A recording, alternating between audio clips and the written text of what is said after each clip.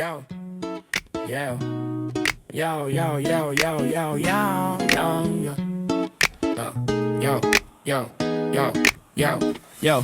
Yo, it's the 5% crew bringing holiday cheer straight from Victoria. Yeah, we're keeping it here. Vancouver Island vibes, where the grind don't stop. Learning lessons from the best every time we drop. It's the 5%. Welcome to the 5% Podcast Lavalier Edition. So, as always, when he decides to show up, we have my co-host. I'm actually his assistant with the great Tom Warren. Can I point over here? Which way? Like, he's somewhere. He's in one of these boxes. Might be. I can't. We also have joining us on the podcast, we have Robin Kelley, from my perspective, who's over here. Perfect. I think you're over there. Awesome. I have known Robin a very long time. Tell me about it. You guys go back. Well, I was thinking we could do the podcast about him because you guys are two of the most interesting people in the room. Anyone who knows me knows that I would love to talk about myself for an hour, so I'm all in. But Let's I do can it. just talk. We don't even need to ask me. Oh, give me some background. Tell me about you guys. You're in primary school together? Yeah. Tell me a story. No, we weren't in primary school. We weren't. We were neighbors. Yeah, that's right. I moved in beside Robin. We became buddies. He taught me all about smoking. and that relationship eventually burgeoned into a place where I would keep doing incredibly horrible things to Robin, like taking his motorcycle. That was so funny. Smashing. That wasn't bad. That was more funny. I was lucky not to die. Yeah. Yeah, Well, you know what? Did anything ever happen to that car? Like, I didn't hear anything, but I know basically he didn't really realize how to slow down, went across the road, shot across. And your gear shifter went into the side panel and tore a line down the car. I don't remember what happened inside. Yeah, but let's give you some. So, if you can see me, right? Like, I'm coming up out of a driveway across the street, tiny street in Fairfield, and I come out of the driveway. I did get a little bit of juice. This is like a 750 Honda, old school. By the way, how irresponsible to put me on a motorcycle and let me even ride it, Robin Kelley. So I get out of this driveway, and then I get to flat ground. All of a sudden, this thing takes off like a rocket. I've got like 20 feet. There's a car parked right in front of me. Having, obviously, innate skill, I keel this thing over on the side. I come so close to the car, I cut the door in half with the gear shifter. And I didn't realize at the time, but you think, well, I did. It's like the gyroscope. If you ride a motorbike, people think they find out most people in the intersection will go right in the car. Yeah. Because if they don't have experience, the first thing to do is try and yank on the handlebars, and then you go straight. It goes the other way. So yes, I think that's what happened. Now he knows that though. On my skill. It's one of those memories that you do definitely remember. Like I definitely remember. And what happened to the car? Did they contact you? I don't even remember. Or did we hide it? I just remember going I just remember fixing the motorbike. I don't know what happened to the car. We definitely left a note. And you probably paid for it. I don't even remember hearing anything. No. Well, that has been the history of our relationship. It's not changed. Robin bailed me out of a business once. Not really. I think I paid you back $4. I don't know. It's been, Tom's face is like, why are you guys friends? The best was my birthday party Jude organized. Didn't show up. He lost track of time when he was with some girl. I mean, to be fair, she was probably pretty. Yeah. I don't know. Pretty crazy. I don't even remember that. Actually, I require evidence that's even true. Certs. So how was it you found your way to EO, which was relatively recent? You know what it actually was? So this is about the Jude podcast? Have to, the format is set. Very competitive. So it's actually the Jude Brown story a little bit. So Jude has done a lot of different things. I guess I have too, but Jude especially has done a lot of different things. So sometimes when you get into these things, really, he'd be impactful, get right in, right? And I heard about the EO, and I was like, okay, EO, this is going to be like a couple years down the road. I won't hear about EO anymore or something. And Jude kept on staying with EO and then told me about it. It sounded interesting. Chris Botting, who does our website stuff, we were talking one day. He's like, yeah, man, Jude really likes us. He's been there for a while. It seems like a really good group. And I was like, hey, wait a second here. Jude likes it, and he's sticking with us for a while. There's probably, it might be worth a second look.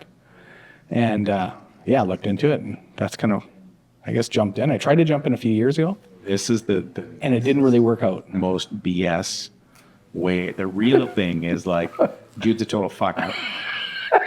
I can't even believe he stuck with something for more than 3 days. No, that was perfectly obvious. You don't need to. Okay, I was just like, Yeah, I got it. hope nobody I got sees that this. part. Okay, good. I'm just making sure. Yeah. Yeah, so that was sort of the thing. But no, it was in the way you described it actually kind of resonated because there are certain core things that, you know, Okay, and so people once need and once you know were lured to the group, Yes.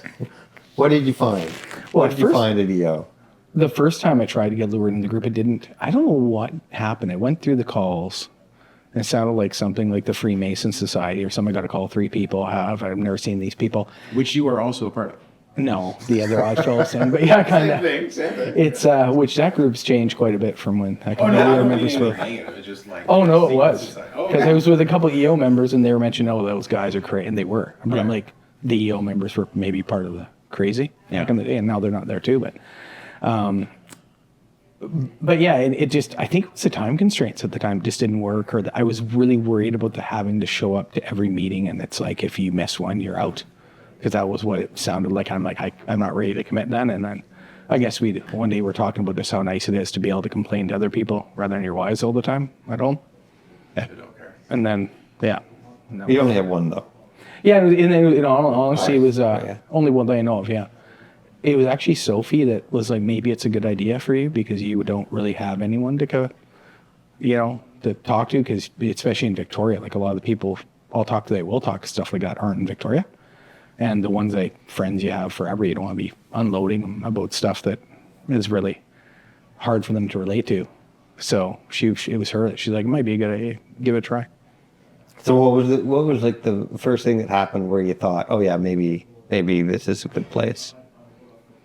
Well, I didn't really Jude had mentioned, and I've heard from people that you can really get deep right away. And I think Tom was in my first meeting, and all of a sudden, next thing you know, That's it or more. both. And I didn't know for the first day, and it got deep. A wealth of It got topics. deep pretty quick, and it was just interesting. And I think too, stepping into Ray's, like in the Douglas thing, when I was talking to you probably know the guy who will be the photographer on it, Jeff Bodset. He was just visuals, like I was describing Ray's, and that really did it, because it's something like, wow, okay, you have something unique that you normally don't see with people who aren't really pretentious, but a lot of them are doing kind of really cool stuff, which in Victoria, I'm sorry, I find it kind of rare, because especially I think we talked about this years ago, when I moved back to Victoria, it was anything but not really pretentious, especially when you're in some business communities, stuff I find in our industry, right? And that was one thing I just liked about EO, is there. I'm sure there are people like that for sure. When you dig down to it, maybe I'm one of them, maybe you're one of them, but it is it seems to be a pretty good group, down to earth group, a lot more so, like at least in our industry, it's not all the case at all. I find I kind of hate it sometimes. Yeah, well, having worked at a few places or been a few places across Canada, I definitely find the a little bit more open, a little more friendly, sort of further east.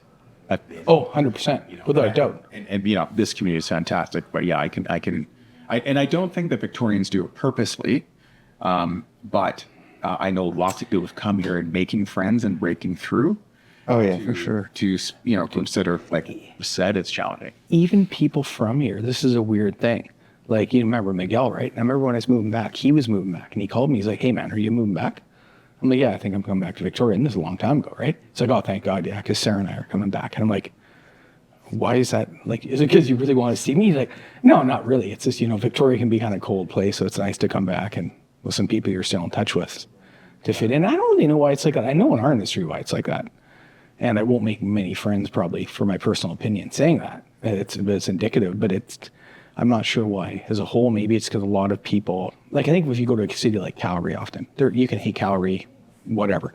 You go there because you want to make it. A lot of people go there for opportunity. So they're open to meeting people. I think a lot of people, especially if you get old, we're an aging, Canada's aging, but especially Vancouver Island, you're going to get away sometimes. You want to get away. So you're not really going for opportunity or going to meet new people necessarily, right? So there's a bit of that. I'm pretty sure if you talk, like you guys are probably more in touch. We're getting older. It might be totally different if you're 25 years old in Victoria, right? Like I think it's changed a lot from when we were that age. Yeah. But when we were 25, everyone just went away, like we did. When you say unpretentious, though, what I just remember, Robin, is you sent out this Christmas card I got from you this year, right? And so it's adult Robin alone on Santa's lap, like wearing a Jester's outfit or And the something. beautiful part about the card, you had to pay attention because if you just had a quick glance, you would think that there's someone in a costume or someone's got a family and their kids because there's a lot going on. Oh, no. And then you look closely, it's just Robin as a jester with Santa. That is it, which was awesome. I don't know why I did that. I think it's because I felt the first part is tennis. Remember tennis from years ago? She would send these. I didn't get one from her this year, actually, but I actually saw her this year. But I would always get these Christmas cards from people, and I feel so bad because I wouldn't do anything. I would never write them. And then one day I was like, this year, when I went to Italy, I saw those people I'd known like since I was 19, and they came from this little town. We went to this little town where one of them now lives, and they're totally into their soccer team. They gave me this scarf and said, you got to be the first kind of Manitoba fan club in Victoria, BC. So that was, I'm like, I'm going to do something, a funny photo shoot, like something ridiculous. And then that's why they had the scarf and the ball. And it actually went there, and they said it went totally viral. It went on the soccer, the Jumbotron. It went on their fan club stuff. You're the most famous Canadian in the region right now. Like it just went. So it's that, and then I was like, I should do it. And then because I had been in Montpellier, it was like there's also, you get so many e-cards and you don't realize it. I'm like, I'm going to strategically kind of send these out to people who totally like E-cards. What kind of culture would embrace the e-card? No, What's but for instance, here's a prime example. I just got an email this morning from someone who works for an extremely large company over in France, loving the Christmas card, joking and saying, "Oh yeah, I forgot to follow up with you last October. We actually just found out yesterday that project we were talking about, it took 6 months to negotiate, and we kind of held on to what we want, but now it looks like it's got a green light from the city." So she's like, "Yeah, we can, we're tied in the construction. We can help you out here, but if you want to do this, these are all the other things we're doing. We'd love to partner up with you guys. But like, if you don't stick in mind, you're kind of like, it's just sort of funny how ironic it happened on a couple occasions with those. It's just, you just want to, sometimes you go, how do you be top of mind if you're not doing a ton of stuff, right? Yeah. So it was kind of fun, but then I threw it into a lot of people that would be totally not professional to send the card to, thinking it, if you're going to remember some weird thing that happened over Christmas from a client, it could be that one. It was awesome. The other image I think of you, Robin, is and maybe So this isn't about Jude anymore? It's about maybe it's you. That was a long time ago. Yeah. The picture, I think it was the picture we put in the chapter manual, but it was of you've just caught some, giant pink or something, and A lingcod. you're holding it up. What was the lingcod? It was a lot bigger. Yeah. It's a fish. It's a fish, yeah. It was fish. Did you hear what Trump did to about fishing? He threatened tariffs on Canada. Yeah, Yeah, so we had to reduce our allocation. I mean, it was a side point, but Yeah. I heard about that. Trump guy. yeah. But who knows? We didn't even talk about that guy. Hey everybody, thank you so much. Just a quick pause. I know that whatever I'm talking about, along with Tom and our fantastic guest, is riveting, but we need to take a time out just to thank our fantastic sponsors. Two sponsors specifically, we're going to talk about Green Label Creative and Fischer Financial Services. Green Label Creative, locally based, they have been doing design, marketing, sales for well over 40 years. The two co-founders are Jessica Fremlin and Chris Botting. If you need any help on the marketing, sales, design, logos, branding, all of that stuff, feel free to give them a call. They're always happy to have a quick chat and see if they can help. And certainly they've been nothing but fantastic for us here at EO. Now, secondly, we've got Vern and the team over there at Fischer Financial Services. They do all the things that you would expect a financial services agency to do, including wealth advising, investment management, those sorts of things. But a couple of things that really make them stand out is their focus on succession planning. Right now, with all of us boomers, not myself, I'm not quite a boomer, but all of us boomers that are about to exit, it's really, really good to have a plan, and Vern and the team can help you with that. Also, if you have any insurance needs, i.e. if you'd like your business to be safe, if you'd like to be safe, if you'd like your family to be safe and well taken care of, you might want to have that conversation as well. The team is well versed in insurance services. Thank you, Vern. Thank you to the entire Fischer Financial team. And thank you, Green Label Creative. Back to the podcast. Mexican president. Yeah. What do you think about the state of things, since you brought it up? Like with Trump or with everything? Oh, You know, in a weird way, I think you're a developer. you were the first person that mentioned relief when Carney came in, just because now I think the feeling I have, especially after that speech where some people, you know, and they were, oh my God, you'd read National Post, they'll just do anything against Carney, right? And it was like, you know, he screwed Canada, blah, blah, blah. And I'm like, you know what? I'm just glad this is it. We're just going to have to accept it. And now it's almost like when you're worried about something happening and then it starts to happen, and then you get acceptance, okay, now you get to work. That's kind of how I feel now. Now we just got to get to work. Well, We just have to accept that we're not going to be able to control it. you know what he kind of painted a picture for me that kind of made me feel hopeful was like this image of like, hey, maybe all these middle powers are actually going to do something. Like, maybe we're just going to buy a bunch of like Swedish jets and Totally. you know, Korean submarines and just let all these big fucking arrogant assholes go fuck themselves. And I think too, How do you yeah. feel though? Really? And that David Frum thing, when he was mentioning, I went to in Calgary, his point was, yeah, presidents have a certain set of cards, and they start to run out of cards the day after they're elected. And I do think on those scenes, there's a lot of less cards coming through, right? Like it's starting to run My out. most despised people, and I will freely admit this is because of headlines, Rand Paul. He's one of these people. Oh, he's always hated Trump for a while. Yeah, for sure. But he's also got some of the most crazy takes ever in the last years. All of a sudden, he's the savior of the Democrats as he's come out going like, so you're shooting people? And I'm kind of like the guy that's always worried about government overstep. It's possible that maybe shooting people is, I mean, I'm not pointing fingers, but possibly, you know. So it's wild to see Rand Paul, among other very prominent Republicans, Well, no longer being in lockstep. we could be hopeful that the craziest of the crazy is maybe behind us, but that would probably be. Well, we're committing some suicide ourselves with the Alberta situation and Quebec coming up, and it's like, how could you possibly? Like at one point, hopefully, that's the thing with Carney. Apparently, he's got the short fuse, so he might just at one point just, you know, someone just get up there and say what we think, right? Well, definitely. I mean, I feel like there's just been a giant course correction Big time. of what our whole country is up to, and so. Well, and there's some policy things like in our industry you look at that don't make sense. And originally you'd have in the platform with Carney about, like, for instance, we got to build 500,000 homes. So it'd be great. But if you do the math on that long term, it varies between 2.4 and 2.6 person per household.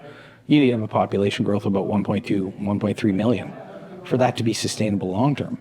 And when you have, 800 condo units sold or something in the last 8 months in Toronto, it's just like, it's not going to happen unless you create a total government subsidy. So if we notice, he stopped talking about that target that is no longer realistic, whereas the BC government's paying consultants to kind of still go by on the targets that they had 2 years ago that are no longer realistic based on what's going on with population fundamentals. If we go down the road of David Eby, this is going to be a very good podcast for me. Yeah. So, But it's just interesting because I think internally from talking to Raja, well, a guy I know for a long time ago, who's actually the one who's known Mark Carney for years. He'd photobomb him back in England because he was doing the economic advisor for the British territories in the Caribbean when Carney was the central banker. So he's like, yeah, the guy knows what's going on. You get the politics, and then all of a sudden you'll just see how we stopped talking about this. And there's an agenda there, whereas before you didn't really feel that you really had someone who would look at the full picture and be like, okay, this priority might not necessarily be what we should be doing now, so we're going to have to shift to what we should be. And I think that's kind of a nice feeling to have a leader right now that's doing that. So being a developer, like, how do you see the world differently from how most folks would? Well, first off, I don't consider ourselves developers because we're definitely our own stuff long term. So What do you consider yourself then? we only started building because we couldn't find opportunities with investing in repositioning stuff on our own, right? So it was just at one point, and I didn't understand this. Like, Tom, you're in the industry, so you'd probably see it. The amount of construction cost inflation we've seen in like the last 10 years has been crazy. So it's not too long ago. 2016 was the first real thing we did here. We actually started in France, but that's aside from it. And all of a sudden you look at it and you're like, well, we can build it for below what these old things are selling at. So let's just give it a try. It could be fun. I always like tinkering as a kid. That's actually part of it, really. It's kind of, and let's just make a go at it. And it would be, and I was telling someone like the first thing. Lego, rebar, you know, so. It kind of is. No, it was funny because my youngest came up and he had an issue at school. He had to do this. And all of a sudden I get all these things out. I'm doing this, I'm doing that. I was joking with my sister. It's like, it's good I grew up in Crofton. I guess you don't tinker around stuff because a lot of people now, if you don't grow up tinkering, you just completely lose the ability to do anything, right? Like, I mean, it cost me a couple years upgrading to go to university, but at least I can weld and do everything else, right? Yes. Well, But I find that's what I like with the construction stuff. It's neat because you're creating stuff. You're probably the same as what you're doing, right? so 2016 though, that's when you guys built your first thing. Started in 2014. It would be 2000 and it was a bit before that. In 2009, we partnered up something in France, and it was really neat because the stuff you do there, like it's funny because even when I was in Calgary, the arrogance sometimes in Canada, we don't realize how far we've fallen behind in some stuff. And you look at the building technologies in Europe, like you've been there, and it's insane. What some of the stuff they're doing, and part of it is like you just look at, they've been industrialized for 350 years, and you have such a massive population and base in a more condensed area. It would be like the Eastern Seaboard, imagine the United States too, right? You just get way more. They also don't have cheap labor. So when you don't have cheap labor, you do whatever you can do. Like all this modular stuff. I remember going to, I don't know what I'm doing. And you go on the first site and we're like, why are these 2-inch pieces of, these trucks came in with these 2-inch concrete pallets and with little nibs on them. And you see it here more now, but like 2010, 11, you didn't really see it all in Victoria. You'll see it at least a bit. Well, there you're shoring. So instead of having guys with, you know, your wood and you maybe get the metal panels and they do whatever, they would just basically unload these. So your floor slab now was this stuff that came off pre-engineered off the truck. And then you needed way less shoring to support it. If you can imagine this, keep a concrete slab, then you just put like basically a styrofoam form around it, lay your rebar, pour in, and then you just unhook the supports underneath your slab and you don't have to get rid of it's super effective, right? Like, and it's funny because Bouygues, they were the ones who did it with us, and they did the Surrey Memorial Hospital, and they do a lot of infrastructure. They actually found Victoria was one of the markets they had trouble getting into just because of the subtrades. They couldn't get quotes, but they're third largest construction company in the world, I think. Yeah, they did a few huge. projects here. They're massive. Yeah. And so they were doing all of it, and like it's just you're looking at this going like, you know, everything comes up, and then here you see this. We have a construction labor shortage, and then you go on a site there, and you're like, there's so much less labor than here, because it's extremely hard also to get rid of people. And then the trades, like you'll meet people who do like the doorknobs or something, the miniature interior, they'd say. And here, right, you hire whatever. There, we see this guy come in, and you're like, who's this old dude in like jeans and high tops and whatever. Then we're like, well, can you do a job like this? He's like, yeah, I've had 3 guys with me for 30 years. My dad had it, my grandpa had it. So you just have that history of artisanal work that stays there. That's almost cultural, right? And you do it through the generations. So in a weird way, like it's neat seeing the difference. So okay, it's different. How is it Big better? time. Well, they've been way more on the energy side. So the thermal bridging, like now we're talking about all the step code. Like when we had a couple, the person who wrote me, she used to work for Bouygues, the one I was telling you about the Christmas card. We took them, they came here and we took a few of them fishing. And anyways, we were out after, and they were they were appalled about what the concrete we were building in Victoria at the time. And we're talking about like, you know, across from City Hall, you know, the 989 Johnson, those ones, just because of the way they're attaching the concrete slab, like it was not totally thermally bridged. And I think the difference is so hard getting the actual materials here, or you don't have as many subtrades. So often it'll be like if someone doesn't want to do it, they don't want to bother investing in it. Mm-hmm. So and if you do want to do it, you might only have one guy who can do it, and then all of a sudden the price is just super inflated. So it's mainly on the environmental for the thermal bridging, energy efficiencies, the interior systems, the prefabrication, all that is way ahead. And Contractually, are things built the same way there? we haven't done as much. It's different because you have civil code. So I don't think we could have done what we did there if we were there and we were here. Because I think there'd be way too much risk here with the like there, a lot of things are codified, and because you have a lot more reputational risk. You can get burned if you pick like the group from Poland that nobody knows, or something that brings people over. Like you all get that. But there, it seemed like often when you start a project, if you're doing concrete at least, the company that's doing the concrete, which could be Bouygues, it could be much, they end up, they're almost like they're almost kind of like a GC in a way, because they and the architects also, and it's changing. We'll find out hard, I think, in this next one. The architects, the impression I had there, they were way more, they're revered. So we had the one build project we did. It was funny. Cascade Architects, one of the chief architect there saw a presentation in New York by the guy, and he was like flamboyant. He gets on there, and the guy looks like, it's like something you read about in a history book or something. You got this guy's hair out there, and he's like, yes, and he's like, basically the steel has to come from us, like talking, this getting really kind of emotionally into it. But the point being is this guy controlled everything. So here you get an architect, oh, we have a screw up, whatever. There you're in a meeting, the first time, architect's like, no. And the guy, I'm like, everyone's fighting. And the French, what's kind of neat about them is they fight hard at first, and then they let it go. So it's like they're very direct. And it took a bit for me getting used to that. So the architect was like, the guy walks out, and I'm trying to go in my French, what's going on? And he's like basically saying, you want to screw me, it's fine. It's in my spec book. I've been doing this for 30 years. It's like, fine, walk off. I don't care. Walk off the damn job. I'll tell everyone in the region never to hire your firm again because you guys do a crap work. Leave. And I'm like, oh my God. Like, here you'd be freaked out. There, the guy comes back. I'm like, it's like, it's okay. It's all right. It's like, we're just venting. You're like going south of France. That's how they vent. But point being is they actually act almost like your GC with then the concrete guy next they'll leave all the cranes, they'll leave all the other stuff so you can negotiate to rent all the actual equipment that you'd need in your general conditions. But the architect, we pay them more, and they're on essentially your project manager.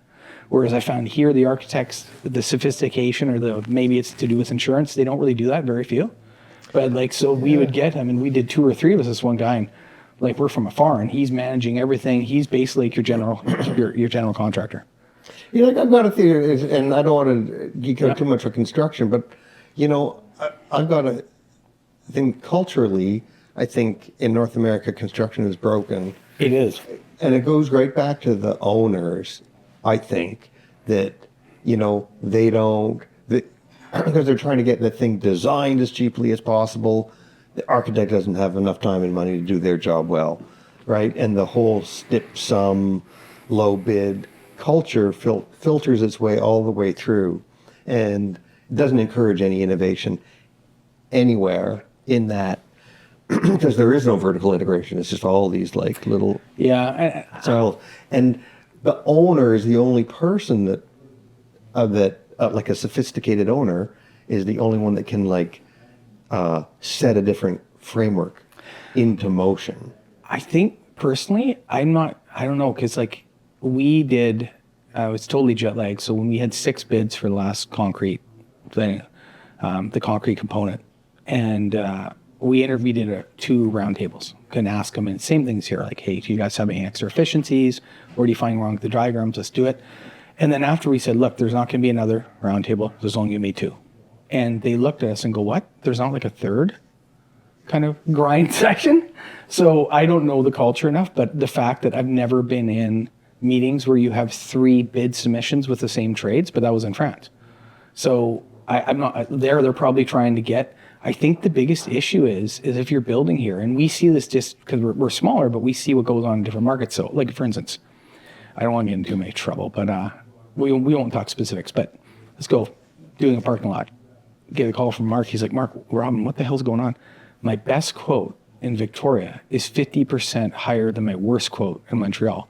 I think the problem here, and John Tinney, when he was head plan, I remember when he came back, he said, well, you got to look at Western Canada as a bunch of islands in the middle of the sea. You can't really go to the States because you got a border. So then you have Victoria, Vancouver, then you have a really long boat ride to Calgary along. So you can't necessarily just go and get another subtrade. So we had an issue with trying to get a roofer one time in Montreal. We got Drummondville, the Suprema factories there. Boom, done. Here, you get a lot of localized monopolies when it comes to the trades and materials. You can't get the material maybe because they only sell to 1 guy or 2 guys. And then all of a sudden they know that and your price goes up. So Q-Deck Roofing, same building in Calgary at the same time as in Victoria, 50% cheaper in Calgary. People are like, oh, it's a shipping cost. It's not the shipping cost. I was able to ship stuff out from Montreal myself that we bought out there because we couldn't buy it here, save 50%.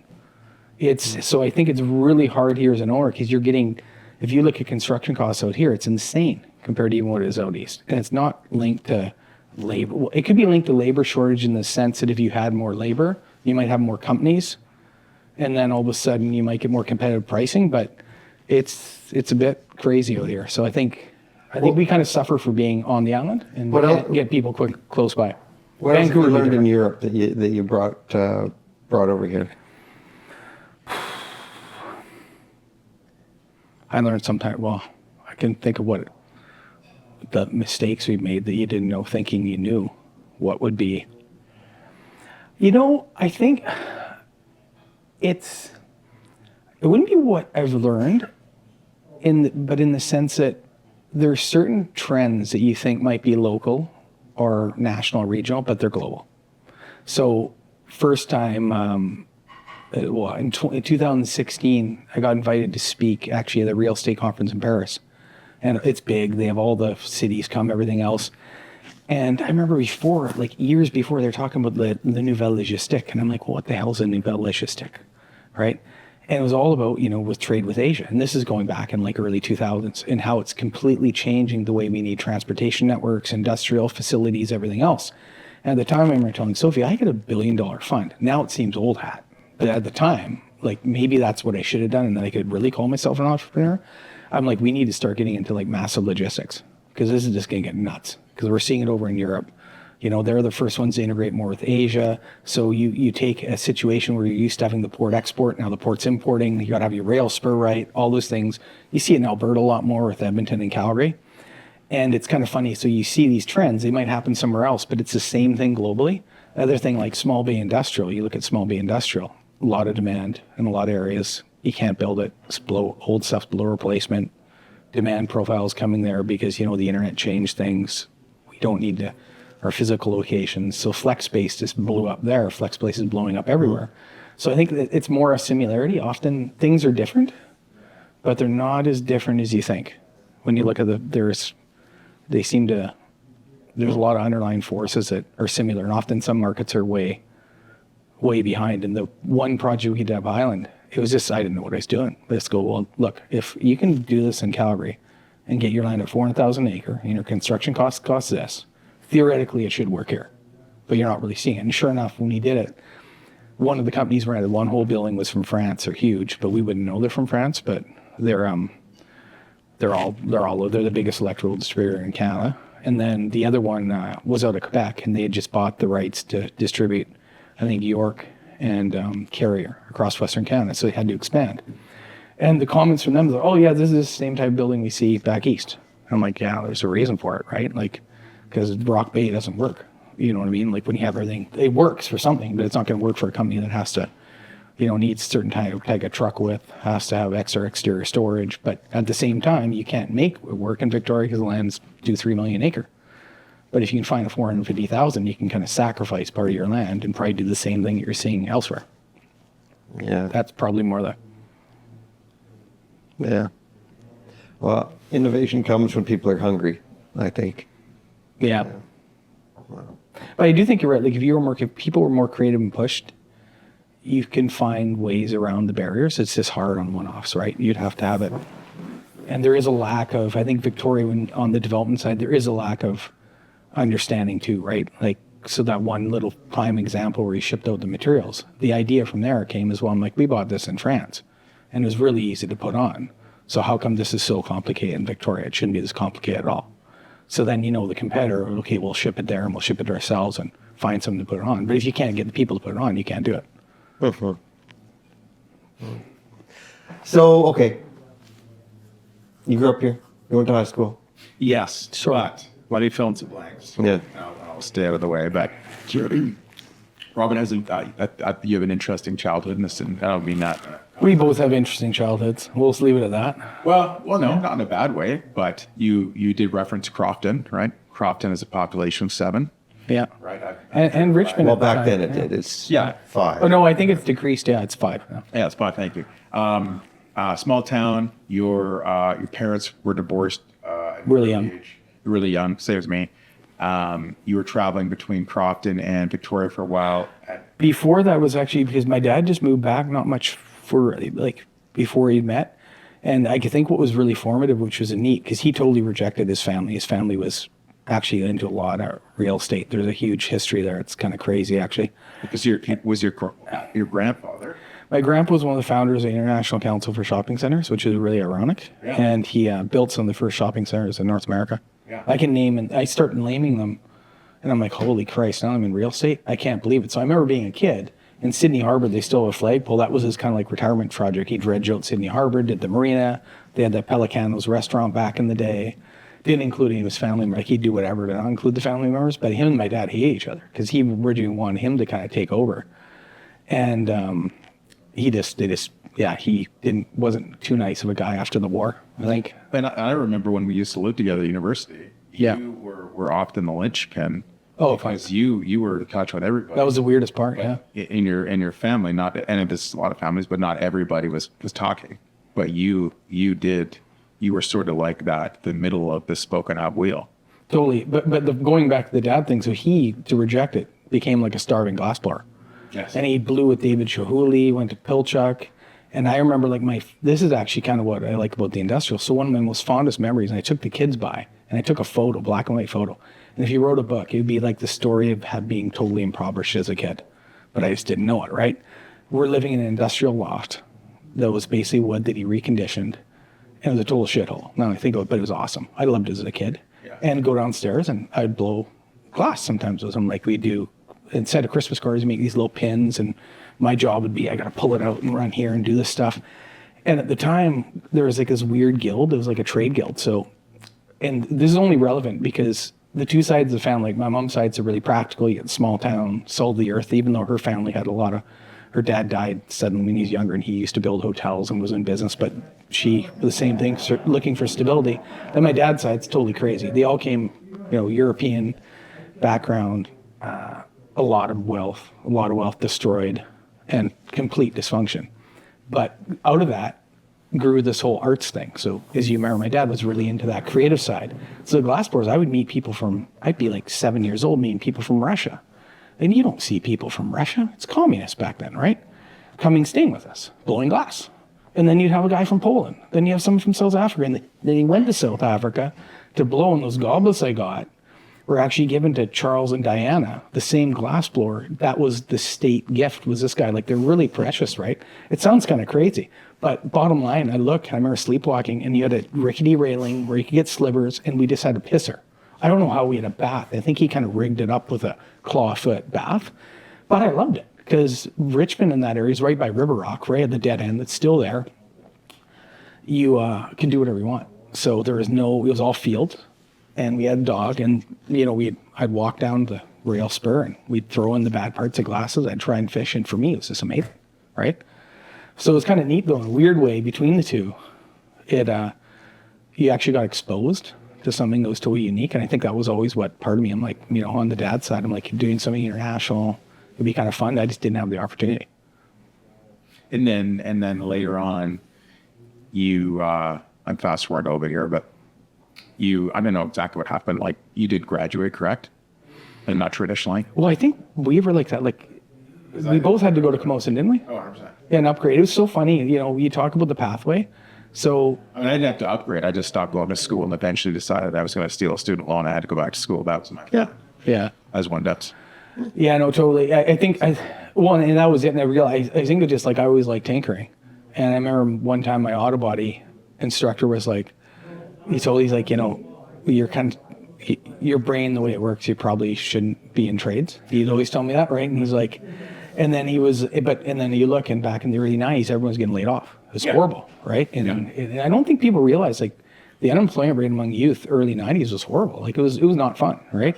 So then I'm like, well, I guess I got to go to university. And in my head, I always had it because on the sides of the family, the two people that are most educated were my parents, right, on both sides. So it was always sort of this thing in the back of my head that that's an option. I just had no direction, as you remember, right? I wasn't even living with my parents for 2 years as a teenager.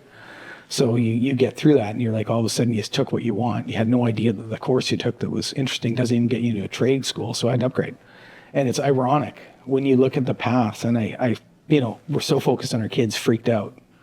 And then sometimes, like, maybe it's chill out a bit. Like I did fine. I start talking. So another buddy of mine, he's a prof at Stanford. basically received the equivalent of the Nobel Prize of sociology. I don't know, it's a different name, but it's pretty up there. He's been on the cover of New York Times. Quadra alternate school, Camosun with us, couldn't go to university. It's just kind of funny. So I think once you hit your stride, you'll hit your stride as long as you don't wait too long, right? Because you went, your undergrad was UVic, Yeah. and was it economics? Yeah, probably because I couldn't get into commerce. I didn't even know why I took economics, but it's You went to economics, and then for your master's, I think did you start at London School of Economics? No, I didn't have the money. And that's where I realized, like, when you hear about people going to Ivy League schools and you actually apply and you get in, it's really easy. It's a lot easier than people that are intimidated by them think. So the easiest school for me to get into was London School of Economics. Right.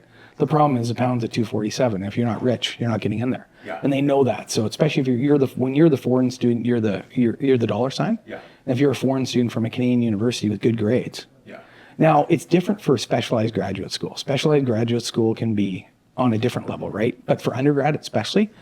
But with LSE, I remember I think because it was so global, they'll attract people from all over. So the common denominator to get in, actually, you have to be decent, but it's not like you need to have a specialized thing because half the other students won't have that because maybe they're from another country, right? So did you feel yourself hitting your stride then? Oh God, no. Like, and this is the thing is I always wanted, like my dad would be like, I always want to do something, but Jude and I would talk about this, like I had no safety net, right? So there's this fight with me that wanted the safety net, the security, but also hated it. Because they're in your inside, like, the entrepreneur in you wants to shoot yourself. But at the same time, the fear part of you from not having stability, you want stability. And I think that was the challenge. So there is looking stability. So LSE, to jump into that is, I got offered to go to grad school at UVic for economics. And they offered a pretty good scholarship. But I was like, I need to get out of Victoria. It was also, it was getting really mathematical. So I went to Calgary. Yeah, I'm just going to jump in a little bit just because you'll never say it. So, and jump in all seriousness if I'm full of shit here. But I would say, like, and it's because I can relate in a Jude can relate. very small amount. No, he can relate in a bigger amount than he said. But Robin's superpower and your curse is that you think about things. And so you got into university and you probably had some do I belong syndrome, right? And then you found out real quick through grades and just how you are. Well, when first university, that's what I thought. Yeah. Yeah, totally. Oh yeah, I thought I was fucked. I was screwed. And then you got in and you Yeah. completely kicked ass. You alluded to you were offered scholarships and all this stuff, and then found out actually you're pretty good at this. Your challenge, of course, is like when you go all in on something, which is why you do quite well at many. It's like what you sort of called this real estate thing before everybody else did, right? But you got into UVic. Eventually, there was a bunch of stuff because you went to Calgary too. Yeah. So the problem is, I realized the time I was most unhappy was when I was doing best in school. Like it was fear based, right? It was fear about, oh my God, if this doesn't happen, I have no safety net. I'm going to be broke and poor, right? Well, sorry, I still feel so that was the thing. So that's what it was, a really negative motivation. But like I looked at my transcript, I'm like, it was like all A pluses pretty much in last year. So anyways, I go to Calgary. I reject because I want a practical job. So I got into Queens, McGill, all the schools you can think of. And I'm like, Calgary at the time was booming, and they were specializing in regulatory economics for like utilities and energy, and I found that interesting. I get there, and they turn their program into some mathematical esoteric PhD thing, which is what I had an uncle was a prof, and he had a PhD in economics, and actually my other prof here, Carl Mosk, he was like, don't do economics for the birds. It's just become about, you're going to run regression analysis, and I hated math, right? Like intent. And I'm doing it. There was a 3-page math equation on marriage markets. I'm like, this is such a load of bunk. I always want to go into urban planning. So I took, and this has actually really helped me. After 4 months, I applied for a job. I got a job in Calgary. And they told me they hired me because they couldn't find anyone else, right? That they want someone with a higher level of education. And through that's how then I think what really helped me get into UBC and London School of Economics, I reapplied and got a scholarship to go to UBC. So I went there. And the other programs internationally weren't certified by the professional associations in Canada. They're more like you'd have to come back and redo your stuff. But it was a Canada West Foundation and doing research projects and actually ended up being published. So it went to like the Library of Parliament. When I was in Ottawa, I could look it up and you get ISBN numbers. One of them, it's hilarious because when you talk about First Nations issues, I forget that the group who picked it up was the Aboriginal Journal of Economic Development. So I got published in a first, so I only have like an undergraduate degree, and all of a sudden I'm getting published in academic journals, and it just was fate, right? Like it just was sort of like totally by accident. I had no idea, and that actually helped, I think, spur me on later on, right? And then I'm like, I'm never going back to this math crap. So Jude said that you overthink things. Yeah. Is that how you characterize it? Oh yeah. Give me an example. You know what? I don't know the best way to say it. I don't know the best way, because it's funny, because I was talking to a lender yesterday, and he mentioned, because you see the difference in the family. I do and I don't. So, for instance, like, at least in our family, I don't know like how many people would be like, this project in France, I have no idea if it's going to work out. I haven't ran the numbers. Sorry. I think it's going to work out. My gut thing, like there's a lot of logical reasons why it should really work out, and that I think are probably more important. But when it comes to the details, I don't really know. So I don't get it. I think it's more when the fear comes up, or when you see something you can't filter and you don't know, you get in the circle, like Jude said, and you get in the circle and you run the scenarios, and then it goes sideways, right? But when it comes to certain things, like one of the employees are saying, it's like, I won't be details oriented, it'll be more results. But I think on the broader issues, not a lot of people think enough. And that's a problem. So like, for instance, I can't, like when you talk about what's going on, with oversupply in real estate, or what's going on in Toronto, it's just so easy to see. But just no one wanted to see it, right? Mm-hmm. The problem is then you try and figure out, okay, well, how bad will it can get? And you can run tons of ideas and it goes bad. And I think it comes from the fear of being like an industrial office with no job and barely any food. Like that's where it comes from. And it's kind of ridiculous, but in the back of my head, that's where I'm at. So it's really funny. So it's that thing where you want to take risks, but you have this little kid in you that is scared shitless of having nothing, right? Yeah. And I think that's where the overthinking might come into it. Yeah, and that's what I'm saying. So we can relate. Like the thing that's always driven me is the voice that tells me a bunch of things. It's sort of interrupt, but it's not that I overthink. It's I'm smart. Oh, sure. That's his thing. Yeah. But It's true. But it's more the broader macro stuff. I think long term, like I do believe that it's not, like you have long term cycles in certain businesses or industries, and you get like if you're running Blockbuster Video and all of a sudden DVDs are done, you have to see that quick, right? Yeah. Well, but how does it hurt you? I think the problem is you can see that, like if there's a negative result, you can see how something bad's going to go happen, but you don't necessarily, as Jude mentioned to me one time, we were talking me off the ledge, you don't see the ways that you don't see they can jump off it later on, right? Like there's different ways you can do. So sometimes you don't, like how resilient are you? How resilient? Like there's a lot of stuff you can't predict. Like all of a sudden, say Tom, or one of us is like, I got no clients in 2 years. What's the hell? Like you can go all into the negative scenarios about how you got no clients. You have no clients in 2 years. But you also don't see that maybe there's this other thing over here that you can pivot off to that you'll figure out a way. And I think that's the difference with my dad. My dad was always like, oh yeah, this trust will happen. And it worked a bit, but also didn't work with him. But it probably didn't work because of his own personality stuff and things he wasn't willing to sacrifice. But there's a bit of truth to that, right? Like often you do have to believe that things are you'll figure out a way out of stuff, right? At one point.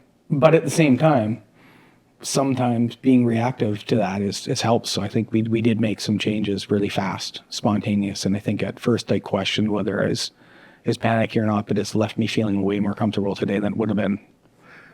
Have you changed over the last decade? I don't know. Have I? Yeah, probably, but I think so. yeah. I honestly think there's a lot of, like, I think I'm the same way. I don't know, it's kids are getting Yeah. old as fuck, but like, I just think you're a little bit more even keel, think I am. Oh, definitely more even kill. 100%. Yeah, 100%. I think we probably all are. Now, I just want to get a couple of things in because there's some broad strokes that we're not going to get to because we're 45. Oh, shit. That's it. But you do really well in school. You eventually, I know because you yanked me into a course, but you were at, that's hilarious. You were at SCARP, the UBC School of Planning and Regional Planning Economics, what's it called again? The SCARP stand for School of Community and Regional planning, yeah. Jude knows intimately well. You do this hardcore, very different from the Calgary thing. You end up with this amazing background. Oh yeah, it's hilarious. At some point, though, by the way, when he was in university and we were roommates, I was trying to steal money to go to Mexico. You were taking student loans, investing them in stocks, making money, and reinvesting that way. So Maybe. I don't know if I was making that much money, but hey, whatever. But eventually, you end up in a fast track program. yeah, with it's the totally federal freaking government, weird. working directly with the Privy Council at one point. Yeah, it's kind of weird because the goal of This anyone is Paul Martin era. right at the transition. Yeah. So I got invited to Chrétien's farewell thing at 24 Sussex, and that's where I had all those match. I don't know, like 26, 27. Yeah, 26, 27. So a program we wanted to get in back there if you're doing economics was the Accelerated Economics Training Program. They take about 14 people from different universities across Canada. They put you through a battery stuff, and it was a way that they would get you in the central agencies of government so you understand how government works. Because the federal government works on a series of conflicts of people fighting to get their agenda heard. And it would be so essentially you'd be useful later on in a career wherever you went because you would know it or you'd stay in the central government. And so I go to urban planning because I didn't want to do economics. And then all of a sudden, Paul Martin was talking about his city's agenda. Oh. And they opened up to people in urban planning. So at the time, BC, we were in the crapper, like what, 2001, 2? We were in the planning. This is why it's funny with the planning departments now. I was being interviewed by someone, they were a third of the size that they were 8 years earlier because there was no development. And then we've had this huge cycle, and they keep thinking that we're going to see some real come to Jesus moments with municipalities across this province, I think, with how big they've gotten, because that was what it was like 20 some odd years ago. They were hemorrhaged because they had no development. They had no demand for all the staff they had hired. But it was hard. So you're getting offered jobs like Burnaby, writing letters to lawyers for $36K. Great, I'm going to be poor. In Burnaby for that. Worcester, and that would have been fun. But it was only 4 months. At the time, I'm like, if I have something permanent, I don't want to take a 4-month job, where Sarah took it. She became the main planner for years there. But then all of a sudden, feds, I'll apply for fund as a backup, and I got into that program. So they put you through the Privy Council, Department of Finance, Treasury Board, and then Transport was my line department. And for some weird reason, I don't know how, but I got pigeonholed right after, like it was in a few years after September 11th, all about the security stuff. I got top secret clearance, and I was doing stuff with, funny, they had a Canada-US Secretariat at the time, and the boss of the foreign policy advisor, the PM, that was the group I was in. Roland Paris was across from me. He became the first foreign policy advisor to Justin Trudeau, and you see him on the news half the time. Jitan, she's a great person getting the UO event. Became, I think, Alberta's first trade rep to Washington. She's a diplomat, and then the head of the Canadian Energy Research Institute. Now she's a consultant. There's all these really wild people you met when you're there, but I knew when I was there. And it's funny, Sophie, I just met my wife. And I got her pass for the Parliament building. So let's go on a Sunday. I'll take her for lunch. And I'll see a minister. And she's the least care. She's like, this is just lame. The echo's too much kind of thing, right? But it was neat. But it's funny. I knew when I was there, I'm like, I looked up and I was like, the parliamentary secretary, which is below the foreign policy advisor, to the prime minister, which then has the PMO. They're doing the same shit that I'm doing. They just have less people there editing them. And they're in more interesting conversations and they get to meet more people. But I just was like, I can't deal with this bureaucracy. I can't have my whole life in this bureaucratic little node, right? Like it'd give me, like, Sylvia reminds me, I get tension headaches. It would drive me nuts because dealing with the bureaucracy, and everyone's there. And most really interesting people in my cohort left. The ones that are there, sorry if you're hearing this, they were the ones that just basically towed the line. You could tell they're like, yes, like we're writing speech from throne. I'm like, I want to go play soccer. Yeah. Oh yeah, but you don't know, we might have a change tonight and we're setting the course for Canada. I'm like, no, we're not. We're writing something that someone's telling us to write, to craft it, because you don't have AI back in the day. So then someone in the PMO's office, a couple times I did get a signature from the PM saying, oh, good advice, once or twice. And that was like my claim to fame. But it was like, it's still painful, right? Like if you're not geared that way. Way of blowing off steam. So this is like 23 years ago. And we started this thing called a blog. Oh, yeah. And we were pretty early on in the days. I'm writing about like video games and bullshit and like whatever, right?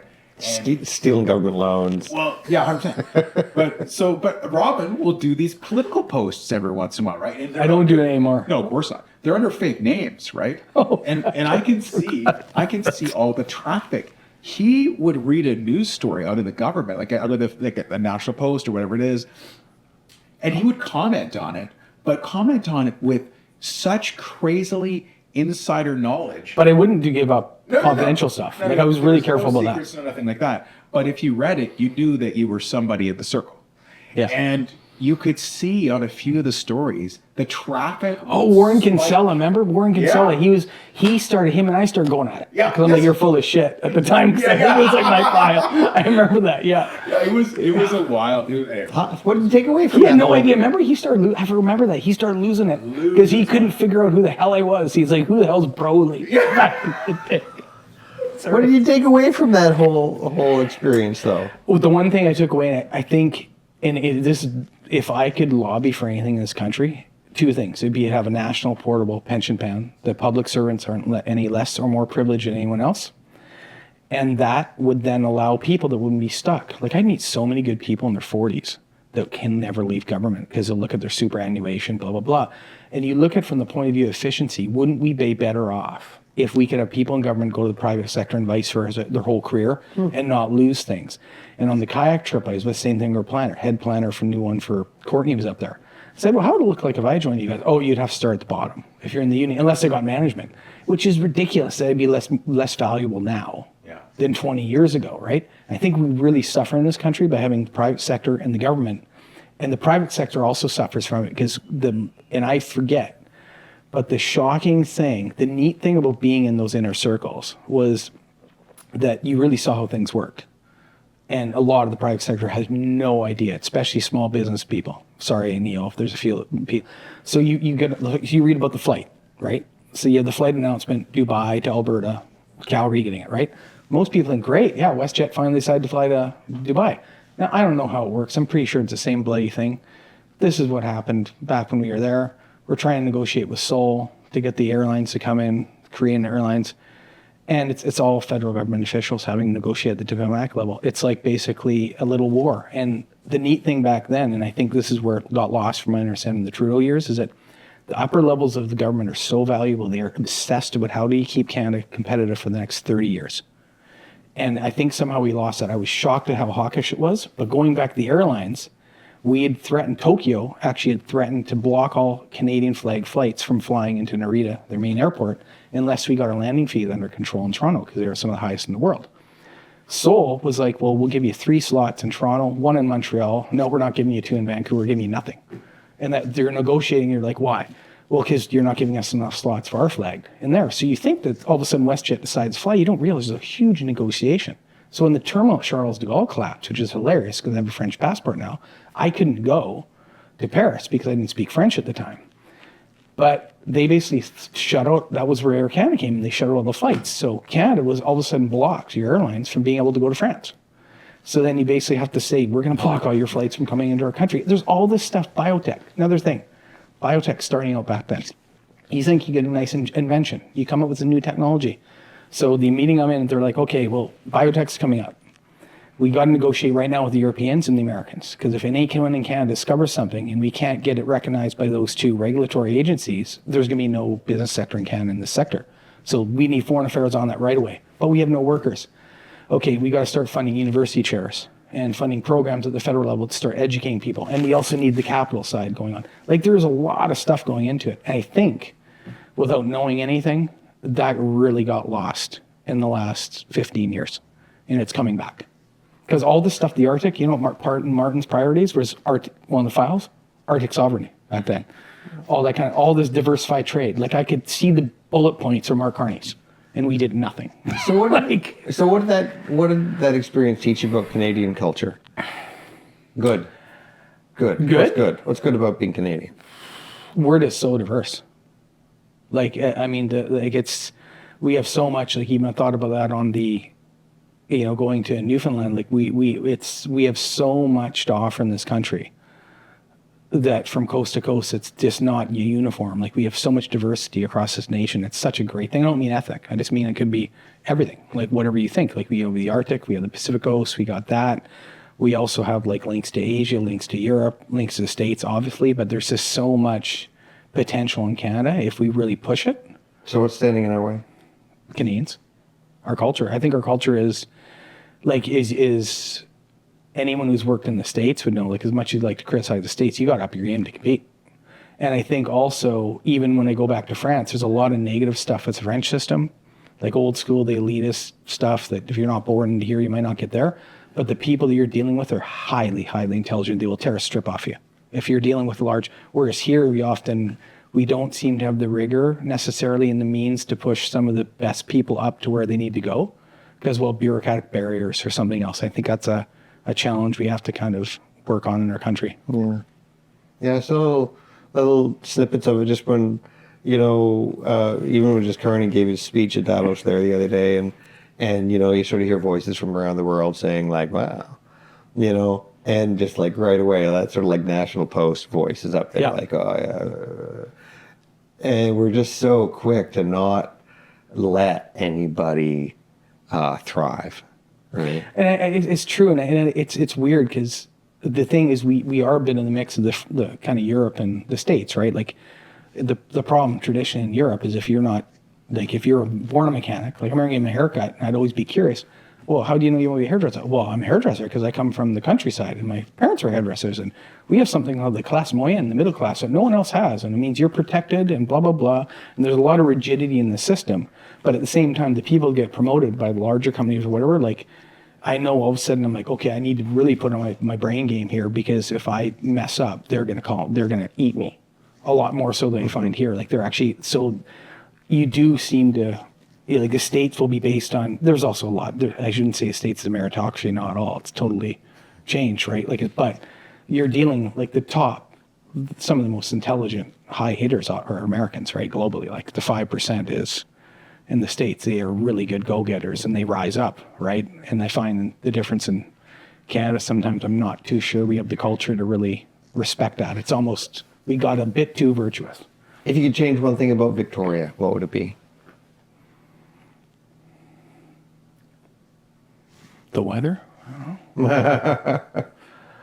I think it would be and it's more a political side, there's a tendency in Victoria to often look internal at what we do best and that we can find the solution organically, within ourselves. I think sometimes we need to really look elsewhere. Like, don't necessarily, like, it's great, like, maybe you have the best solution. And it's like I tell people for lenders, right? And I was just having a conversation with a friend in Edmonton about a construction thing, like, you can have the best relationship you have with your lender, and he's a local guy, and you really love him, and then all of a sudden, he has a mandate where they just can't be competitive in your industry anymore. And so most of the people we deal with are not in Victoria. They're in Toronto, Montreal, Vancouver, Alberta, and I think there's a tendency sometimes in Victoria, it's great to look within and to be within, but you also have to look for expertise where expertise is actually merited, and sometimes we just don't have that by looking within. We need to really, it's like building technologies. Like Tom could have the best things ever, but when Tom tells me he's going to Asia, I'm like, awesome. What are you going to learn? What are they doing there? Bring it back here. And I find, I don't know, maybe I'm wrong, but at least politically, we have that tendency. And on a parting note, this is going to be a cheap shot maybe. When we did that project, I think I told you this, in France, Sophie and I got taken out for lunch. And it's weird because over there, I guess we're like the weird person. Like, we're not that big, but you're unique and you speak the language. So there's been this moment in time where we actually kind of got a bit more, like we got elevated way higher than our pay grade, put it that way. So I'm out there with Sophie and we get Chantal Marion. She takes us out for lunch. It's a Michelin-starred restaurant. And I'm like, what's her title? The adjoint to the metropole, to the assistant to the metropolis, essentially, which was like the deputy mayor. But there it's a way bigger deal. They have 4 universities, a massive tech hub, one of the top tech hubs in Europe. And the whole purpose was to talk about maybe doing a sister city partnership with Victoria. So we could maybe meet up, and they don't have anywhere on the western part of North America, and they would love to create a link with their city. This is where I wish I was a member of EO at the time. So the only person I know at the time is the mayor of Victoria. So I'm like, it's perfect. The mayor of Montpellier wrote a letter, whatever, and we did a gifts exchange. We got First Nation silver spoons filled with beer because the one guy really liked beer. Matt contributed to that. And so I basically said, hey, look, we had a meeting. And I was like, these guys want to, and I'm like, no offense to what's going on here. But like they have Southern, like the project we're doing. You mean, when you say here, you mean Victoria. This podcast? Sure, this podcast. But like the only reason why I think this, No, the reason why I think this project will work, not knowing the numbers, is because we have a data center beside us. We have Orange has their whole thing. We have a 30-acre IBM tech campus. We have Dell, their Southern European headquarters is there. Ernst & Young's regional headquarters is there. You have Ubisoft building a new building. You see all those companies, they're big names, right? And our parcel's right there. So when you see all those, you're like, maybe this is a tech hub we want to kind of relate with. Our receptionist was reading the letter, and her quote was from the City of Victoria. How come the City of Victoria is bragging? I'm just trying to translate in my head about how good Victoria is and how amazing they are to the Maire Montpellier when it's about creating a relationship. And that's when they gave up. It was such a pedestrian, childish almost letter for the peninsula that could have been there, that I was just like, at the time we're not doing, I'm like, I can't get involved. And to me, I like it still pains me to this day because I didn't know the Viatech guys. I should have actually pushed harder, but the opportunity there, and Ben Wall would come out. We had Bouygues Fishing here. We had the guy from the Glamoration came out here and wanted to do a beer tour with us. I'm like, there was such potential. And it just was it literally was, Victoria's our people. We do great things too, and we're amazing. And I'm like, dude, these guys do way more than you, and they want to partner up, and you're basically giving them the middle finger. It was embarrassing, honestly. Yeah.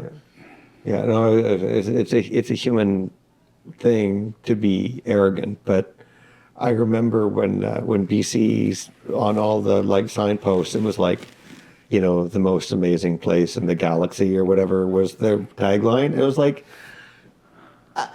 have you been throughout the whole galaxy to know for sure that this is the best place?